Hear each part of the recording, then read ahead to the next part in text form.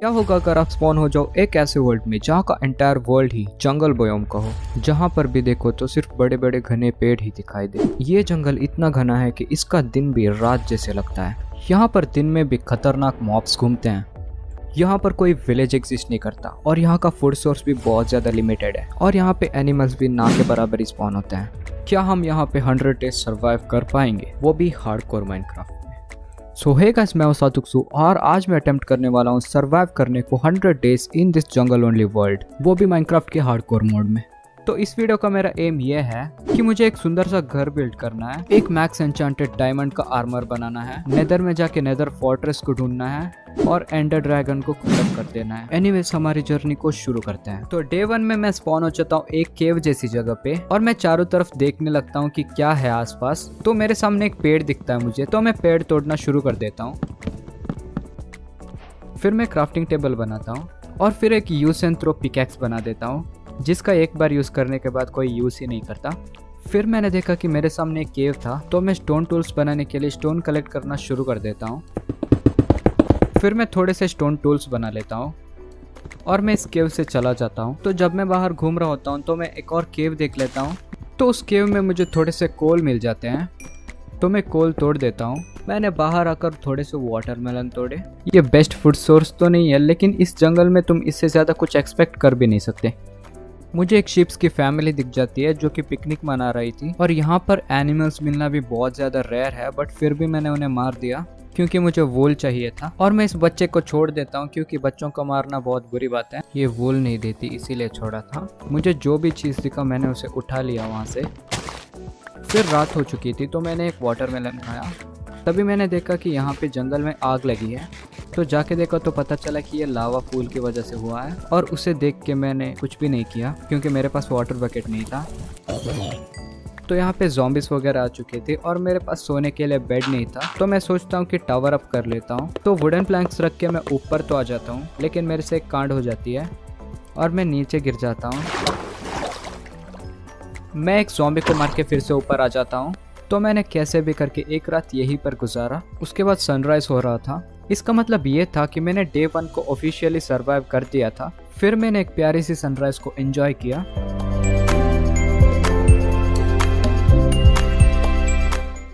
Day 2 शुरू हो चुका था, तो मैंने यहाँ से जंप किया। मैंने थोड़े से पेड़ काटे। फिर मेरे को एक बड़ा वाला पॉन्ड मिल जाता है, तो मैं सोचता हूँ कि यहाँ पे अपना बेस बनाना बेटर रहेगा। फिर मैंने वुडन प्लैंक से एक छोटा सा टावर बनाया। फिर मुझे एक शीप मिल जाता है और अभी मेरे पास इतना वूल कलेक्ट हो चुका था कि मैं एक बेड बना पाता। मुझे यहाँ पे एक केव मिलता है जिसके अंदर जाने पर मुझे क्रीपर के दर्शन हो जाते हैं। थोड़ा और अंदर जाने पर मुझे आयरन मिला। फिर मैंने सारे आयरन तोड़े, थोड़े से कोल भी तोड़े। फिर बाहर आकर मैंने एक सूअर की बलि चढ़ा दी। आगे मुझे केव मिलता है जो बहुत खतरनाक लग रहा था, बट फिर भी मैं अंदर गया और मुझे वहीं पर आयरन मिल गया। सो मैंने फिर से सारे आयरन तोड़ दिए और थोड़ा अंदर जाने के बाद मुझे पता चला कि ये बहुत ज़्यादा बड़ी केव है। फिर थोड़ी सी अंदर जाते ही मुझे आयरन मिल जाता है। फिर मैं डिसाइड करता हूँ कि मुझे इस केव से बाहर जाना चाहिए क्योंकि मेरे पास आर्मर नहीं थे ज़ॉम्बी से लड़ने के लिए। तो डे 2 का भी रात होने को होता है, तो मैंने थोड़े से लैडर्स वगैरह क्राफ्ट किए और अपने टावर के ऊपर चला गया। मैंने यहाँ पे एक छोटी सी प्लेटफॉर्म बना दी।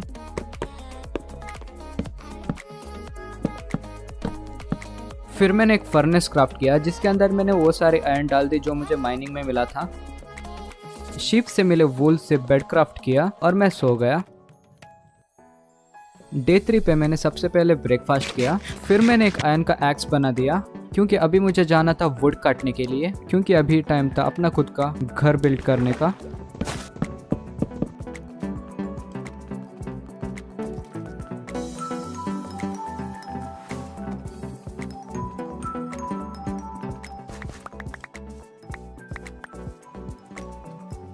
फिर मैंने बहुत सारे स्लैब्स क्राफ्ट किए। फिर एक चेस्ट बनाकर थोड़ी सी चीज़ों को ऑर्गेनाइज किया। उसके बाद मैंने अपने घर बिल्ड करने का काम शुरू कर दिया।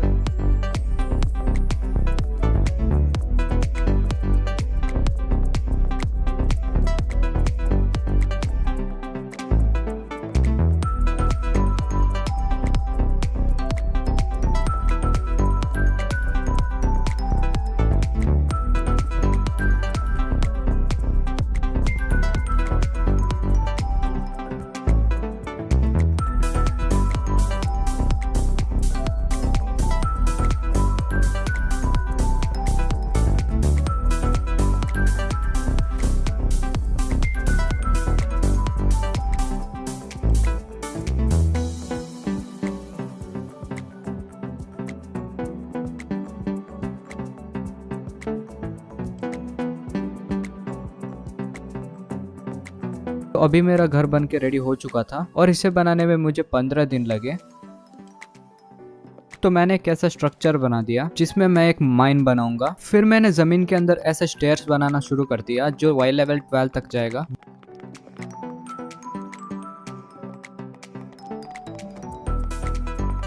वाई लेवल 12 पे जाकर मैं थोड़ी सी जगह क्लियर कर रहा था, तभी मैंने देखे डायमंड्स। तो मैंने अपना फर्स्ट डायमंड तोड़ा, लेकिन वो लावा में गिर गया। तो अभी हमें अपना फर्स्ट डायमंड कभी नहीं मिल पाएगा। फिर मैंने यहाँ पे बाकी के डायमंड्स तोड़ दिए। यहाँ पे टोटल 4 डायमंड्स थे, लेकिन एक जा चुका था। तो अभी यहाँ पे 3 डायमंड्स थे, जिससे मैं एक पिकैक्स तो बना ही पाता। तो डे 18 तक मेरा माइन रेडी हो चुका था।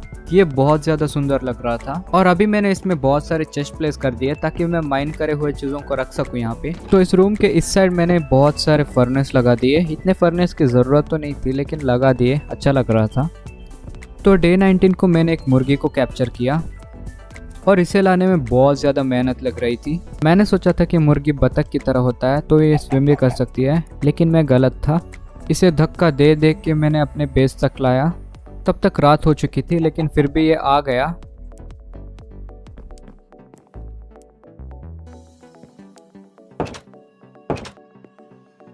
तो डे 20 में मैंने सोचा कि मैं एक फार्म बनाऊंगा।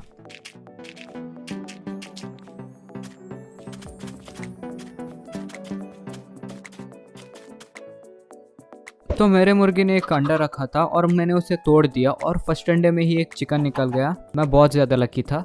मैंने इसे सीड्स खिलाने की ट्राई करी, बट ये बड़ी नहीं हो रही थी। और मैंने थोड़े से शुगर केन वगैरह प्लांट कर दिए जो मुझे आसपास मिली थी। तो डे 21 में मैंने एनिमल्स के लिए एक फार्म बनाना शुरू कर दिया।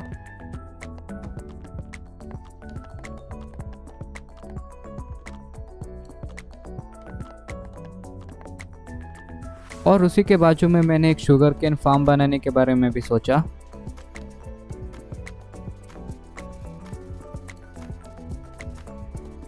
आसपास जो भी शुगर केन्स लगे थे वो सारे निकाल दिए और इस फार्म में आकर लगा दिया।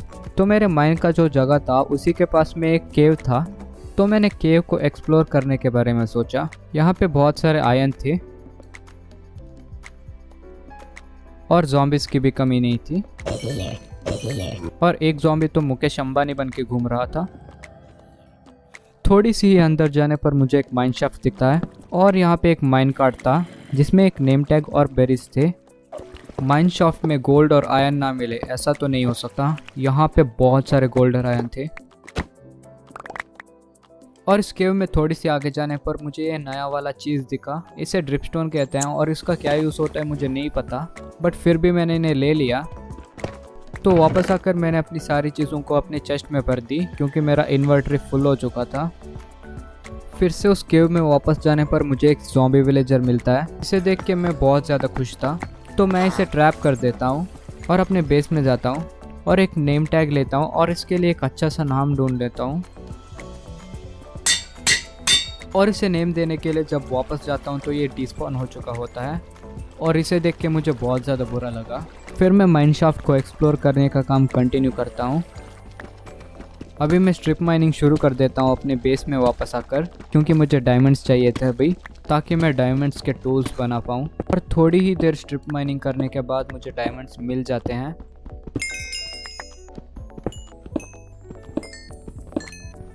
अपने डायमंड्स को चेस्ट में रख के वापस आके सो जाता हूँ। डे 26 को मैं एक नेदर पोर्टल बना देता हूँ। फिर बहुत सारा डर्ट कलेक्ट करता हूँ क्योंकि मुझे अपना फार्म बड़ा करना था।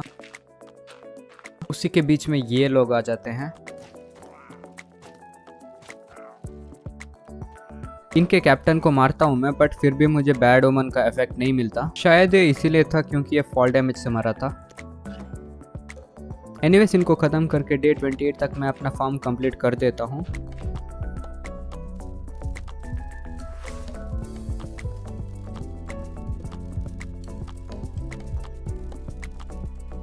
और अपने फार्म के साइड में वॉल्स लगा देता हूँ क्योंकि अच्छा लगता है।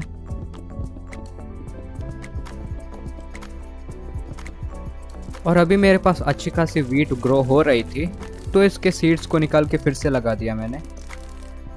और डे 29 पे मैं स्ट्रिप माइनिंग में चला जाता हूँ जब मुझे एक केव मिल जाती है जिससे मेरे स्ट्रिप माइन में एक ज़ॉम्बी विलेजर आ जाता है। तो मैं इसे ट्रैप कर देता हूँ और इसके हाथ में अपने शवल दे देता हूँ ताकि ये डिस्पॉन ना हो जाए। और जल्दी से अपने बेस को भागता हूँ और अपना नेम टैग लेके जल्दी से वापस आ जाता हूँ। और जब मैं वापस आया तो ये थैंकफुली यहीं पर था, तो मैं इसका जल्दी से एक नामकरण कर देता हूँ। तो यस, हमें फाइनली अपना नूब एक्सटी मिल चुका था। तो स्ट्रिप माइन से मुझे बहुत सारे पत्थर मिल चुके थे, तो मैं सोचता हूँ कि एक एक्सपी फार्म बनाऊंगा मैं। तो डे 30 से लेकर 35 तक मैं यही करता हूँ।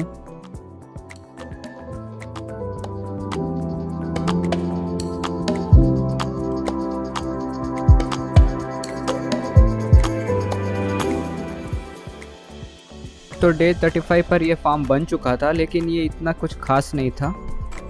इसमें ज़्यादा मॉब्स स्पॉन ही नहीं हो रहे थे, तो मेरी मेहनत बर्बाद हो चुकी थी और मैंने इस फार्म पर ज़्यादा ध्यान भी नहीं दिया। तो मैंने सोचा कि इसके बारे में बाद में ध्यान देंगे और मैं नेदर में चला गया, क्योंकि मुझे एन्चेंटमेंट टेबल बनानी थी जिसके लिए बुक्स चाहिए होता है, और बुक्स के लिए लेदर, और लेदर के लिए मेरे पास काऊ नहीं था, तो मुझे लेदर सिर्फ हॉगलेन से मिल सकते थे। और नेदर में मुझे बहुत ज़्यादा अच्छी स्पॉन मिली थी। ये क्रिम्सन रेड वैली था जिसमें हॉगलेन्स ईजिली स्पॉन हो जाते हैं।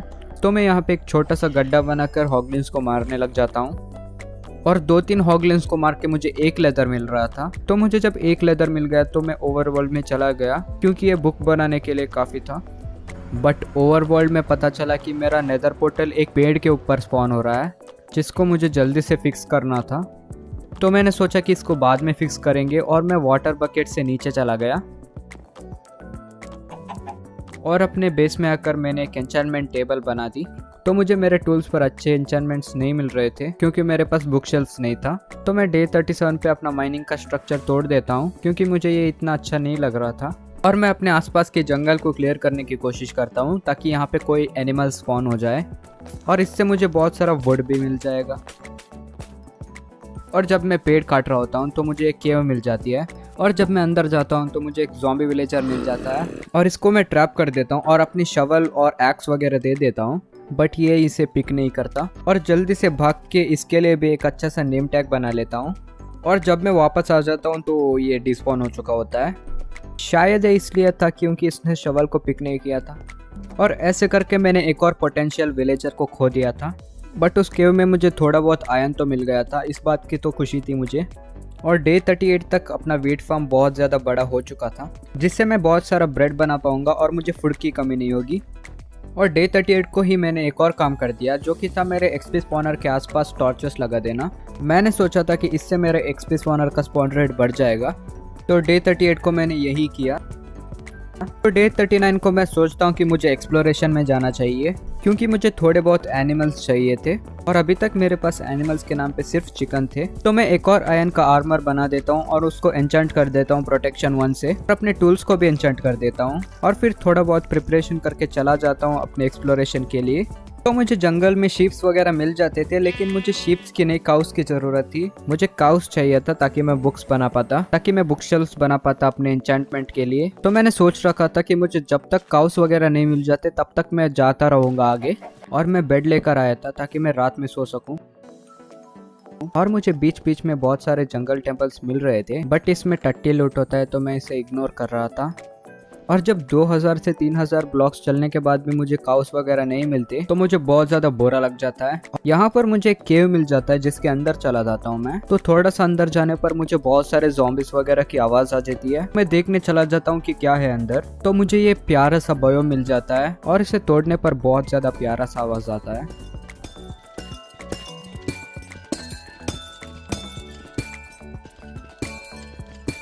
तो मुझे एमेथिस्ट का क्रिस्टल भी मिल जाता है, जिससे हम लोग टेलीस्कोप बना सकते हैं। तो मैं इसे भी उठा लेता हूँ, और मुझे यहाँ पर भी बहुत सारे ज़ॉम्बिस की आवाज़ आ रही थी, और मैं सोचता हूँ कि इस एमेथिस्ट को बाद में उठा लूंगा। और मैं चला जाता हूँ ज़ॉम्बिस की तरफ, और भाई साहब थोड़ा बहुत डिग करने पर मुझे ये वाले ब्लॉक्स दिख जाते हैं। तो एक्सप्लोरेशन के चक्कर में मुझे स्ट्रॉन्ग होल्ड मिल चुका था, और यहाँ से अंदर चले जाने पर मेरे साथ बहुत ज़्यादा खतरनाक सी चीज़ हो जाती है। ये देखो मेरे साथ क्या हुआ। यहाँ पर मैं बहुत ज़्यादा पैनिक हो जाता हूँ, क्योंकि यहाँ पर बहुत सारे क्रीपर्स थे और मैं ऑलमोस्ट मरने के हालत में आ चुका था।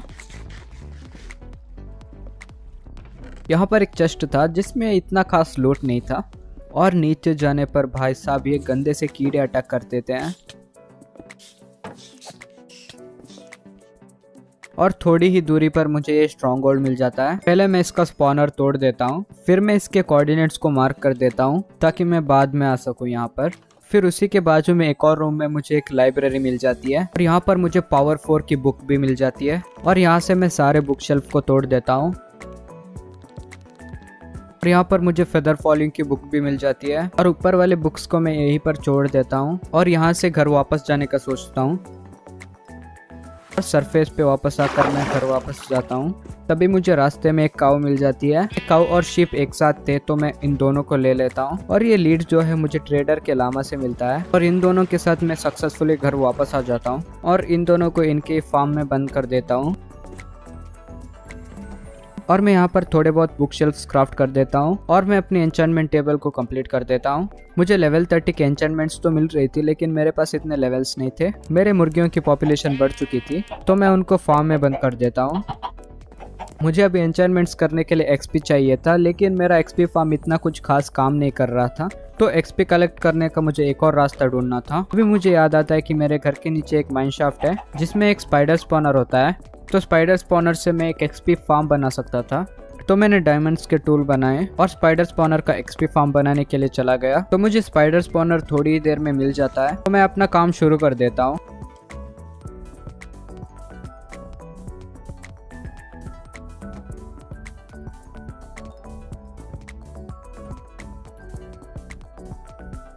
तो मैं वहाँ पर ही एन्चेंटमेंट टेबल लगा देता हूँ ताकि मुझे एन्चेंटमेंट करने के लिए बार बार घर भागना ना पड़े। और मैंने ग्राइंडस्टोन बनाया ताकि मैं बेकार एन्चेंटमेंट्स को रिमूव कर पाऊँ और ऐसे करके एनुअल और ग्राइंडस्टोन लगा दिया। तो ये एक्सपी फार्म मेरे घर से दूर था तो यहाँ से अपने घर के लिए मैं एक शॉर्टकट बनाने में लग गया और इसी दौरान मुझे 2-4 डायमंड्स मिल गए तो मैंने इस एक्सपी फार्म को अपने माइन से कनेक्ट कर दिया। अभी मैं इजीली एक्सपी फार्म को ट्रैवल कर सकता था। यहाँ पर मैंने स्टेयर्स वगैरह लगा दिए और उसके बाद मैं यहाँ पर वापस आ गया और इन स्पाइडर्स की बलि चढ़ा चढ़ा कर मैंने 30 एक्सपी कर दिए और मैंने अपने पिकैक्स में फॉर्च्यून 3 लगाया जिसके साथ मुझे एफिशिएंसी 4 फ्री में मिल गया। उसके बाद मैंने अपने सारे टूल्स को ठीक ठाक एन्चेंटमेंट्स कर दिए और अभी मुझे बहुत सारे डायमंड्स चाहिए थे ताकि मैं आर्मर बना पाऊँ। तो मैं चला जाता हूँ डायमंड्स माइन करने के लिए। तो मैंने 3 दिन कंटिन्यूसली डायमंड्स माइन किए तो फॉर्च्यून 3 से मेरा काम बहुत ज़्यादा आसान हो गया।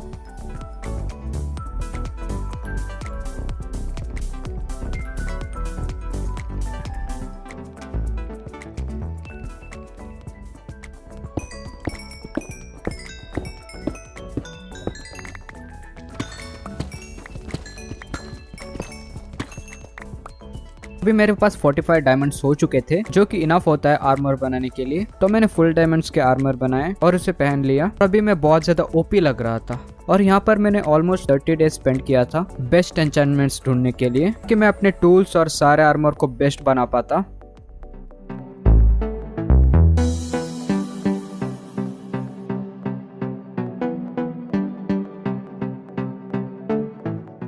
तो ये था डे 90 और मैंने अपने सारे टूल्स और आर्मर को बेस्ट बना दिया था। तो मेरे हेलमेट, चेस्ट प्लेट, पैंट्स और शू में ब्रोंज 3 और मेंडिंग के अलावा सारे बेस्ट एन्चेंटमेंट्स मिल चुके थे। ब्रोंज 3 और मेंडिंग के लिए मुझे विलेजर्स की जरूरत है और मैंने 2 पिकैक्सेस बनाए थे, एक सिल्क टच का और एक फॉर्च्यून 3 का। और मेरे स्वॉर्ड में भी शार्पनेस 4 और लूटिंग 3 था। एक्स और शवल भी अच्छे खासे हो चुके थे। मैंने एक ओपी सा बो भी बना दिया था। मेंटिंग के अलावा सारे चीज फिलहाल के लिए ओपी बन चुका था। तो अभी मैं एंडर ड्रैगन को मारने के लिए रेडी हो चुका था। एक गोल्ड का पैंट बनाता हूँ और नेदर में चला जाता हूँ ब्लेज रॉड्स लाने के लिए। फिर मुझे रियलाइज हुआ कि घास्ट अटैक करते हैं नेदर में। तो वापस आकर मैं मुर्गियों को मारकर एरोस बनाता हूँ। नेदर में आकर नेदर फोर्ट्रेस ढूंढने की जंग शुरू कर देता हूँ।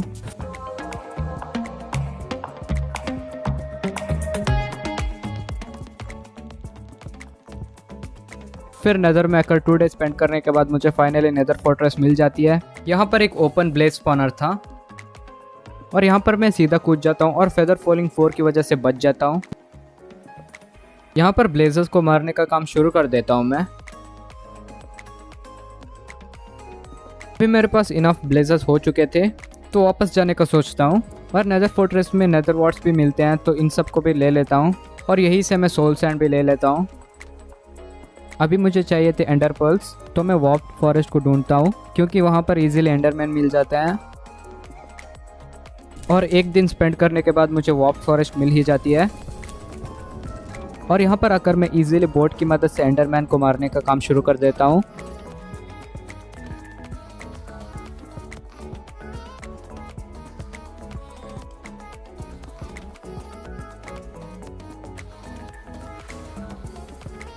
फिर मेरे पास 15 एंडर पर्ल्स हो चुके थे। तो अभी मैं डिसाइड करता हूँ कि मुझे वापस घर जाना चाहिए। तो वापस घर आकर मैं सारी चीज़ों को ऑर्गेनाइज कर देता हूँ। फिर मैं एक ब्रूइंग स्टैंड क्राफ्ट कर देता हूँ क्योंकि मुझे अभी पोशंस बनाने थे। और ग्लास बॉटल्स बनाने के लिए मैं बहुत ज़्यादा सैंड इकट्ठे करने लगता हूँ। नेदर से लाए हुए नेदर वॉर्ड को यहाँ पर लगा देता हूँ। और मेरे मुर्गियों ने जितने भी अंडे रखे थे मैं आकर सारे फोड़ देता हूँ क्योंकि अभी मुझे एंडर ड्रैगन को मारने के लिए बहुत ज़्यादा एरोस चाहिए थे। जितने भी चूजे निकले थे उन सबको मैं सीड्स खिला देता हूँ।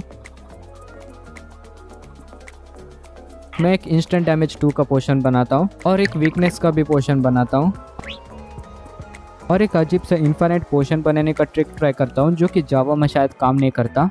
फिर अपने ज़ॉम्बी विलेजर के पास आ जाता हूँ और उसे एक पोशन ऑफ वीकनेस डाल के उसको एक गोल्डन एप्पल खिला देता हूँ। यहाँ पर मैं 4 मिनट से ज़्यादा वेट करता हूँ बट फिर भी यह ठीक नहीं हो रहा था।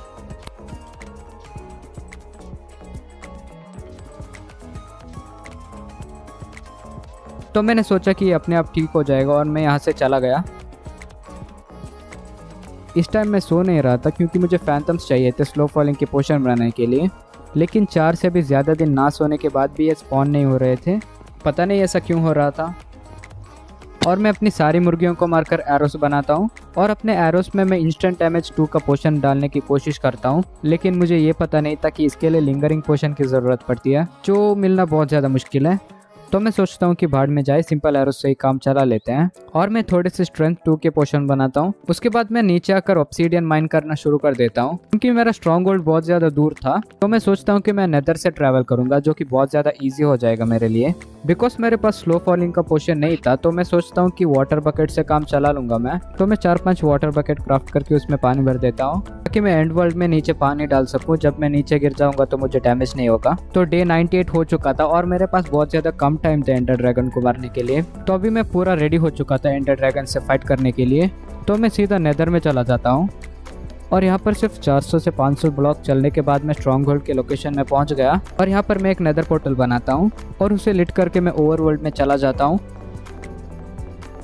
और कोऑर्डिनेट्स की मदद से मैं स्ट्रॉन्ग होल्ड के पोर्टल रूम में पहुँच जाता हूँ। पोर्टल में एंडर आई को भर देता हूँ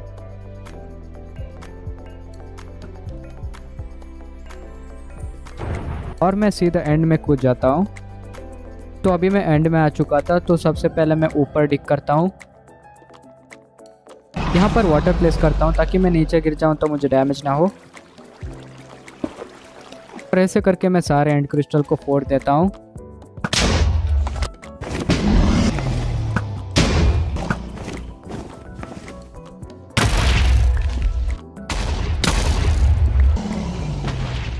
और एंडरमैन मुझे एंडर ड्रैगन से ज़्यादा परेशान कर रहे थे। यहाँ पर ये अलग ही लेवल के डिस्ट्रैक्शन थे।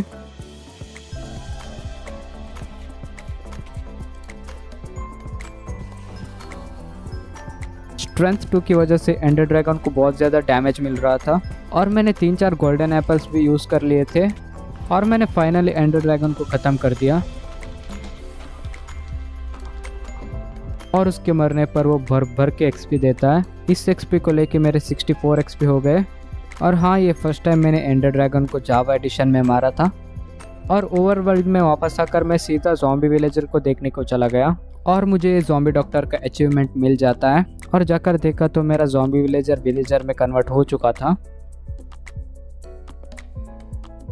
और इस पॉइंट पर मैंने अपने बताए हुए सारे गोल्स को कंप्लीट कर दिए थे। तो इस तरह मैंने पूरे 100 डेज सर्वाइव कर दिए इस जंगल ओनली वर्ल्ड में।